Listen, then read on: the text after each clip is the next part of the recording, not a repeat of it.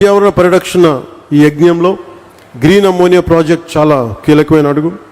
AM green సంస్థ ఏడాదికి 0.5 million metric టన్నుల గ్రీన్ అమ్మోనియాను సరఫరా చేసేందుకు జర్మనీకి చెందిన ప్రముఖ ఇంధన సంస్థ యూనిపర్తో ఒప్పందం కుదుర్చుకుంది.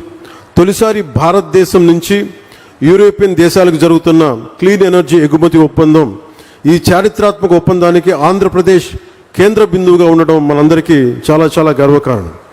గ్రీన్ అమ్మోనియా ప్రాజెక్ట్ దేశ రాష్ట్ర సుస్థిర అభివృద్ధి సాధనలో ఒక బలమైన గేమ్ చేంజర్.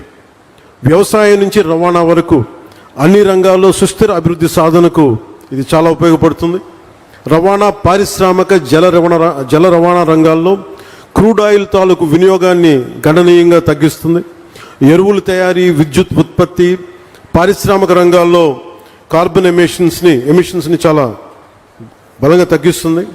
దీర్ఘకాలికంగా దీనికి వచ్చే ఉపయోగాలు క్రూడ్ ఆయిల్ ప్రమేయం లేకుండా ఎరువులు తయారు చేయటం, ఫార్మా, రసాయన, ప్లాస్టిక్ ఆధారిత పరిశ్రమల్లో ముడి పదార్థంగా గ్రీన్ అమ్మోనియా ఉపయోగపడుతుంది.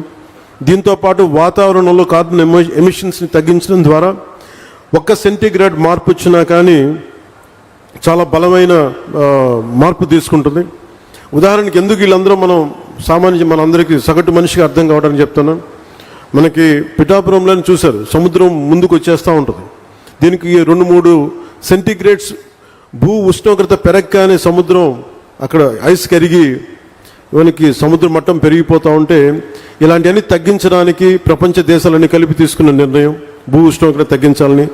దానికి ఈ క్రూడ్ ఆయిల్ ప్రమేయం లేకుండా ఎలాంటి ఆల్టర్నేటివ్ ఎనర్జీస్ తయారు చేయాలి, గ్రీన్ ఎనర్జీ ఎలా తయారు చేయాలి, దాంట్లో భాగంగానే ఇవన్నీ స్టార్ట్ అవుతుంది. గ్రీన్ అమ్మోనియా ప్రాజెక్టు స్టార్ట్ అయింది ఇక్కడ. దీనివల్ల రాష్ట్రానికి ఎన్నో దీర్ఘకాలిక లాభాలు కలిగినాయి. విద్యుత్ రంగం సంక్షోభం నుంచి పెట్టుబడిదారుల విశ్వాసం దిశగా ఇది ముందుకెళ్తుంది. గత ప్రభుత్వం పాలనలో వచ్చినప్పుడు మీకు తెలుసు, 2 నెలల్లోనే పవర్ పర్చేస్ అగ్రిమెంట్స్ రద్దు చేసి పునఃసమీక్ష పేరుతో విద్యుత్ రంగాన్ని సంక్షోభంలోకి నెట్టేశారు. విదేశ పెట్టుబడిదారులని ఇబ్బందులు గురిచేసి కోర్టు కేసుల వల్ల చాలా ఫైన్స్ చెల్లించాల్సిన పరిస్థితి తెచ్చారు. అలాగే ఈ కియా కంపెనీ యాజమాన్య ప్రతినిధులను కూడా చాలా బహిరంగంగా బెదిరించారు. కానీ ఈ సందర్భంగా మేము గౌరవ నారా చంద్రబాబు నాయుడు గారి నాయకత్వం కూటమి ప్రభుత్వం పెట్టుబడిదారులని వేధించదు, అండగా నిలబడుతుంది. తద్వారా యువతకి ఉద్యోగాలు, ఉపాధి అవకాశాలు కల్పించే దిశగా రాష్ట్రాభివృద్ధిలో ప్రతి ఒక్కరూ భాగస్వాములుగా మారాలని కోరుకుంటూ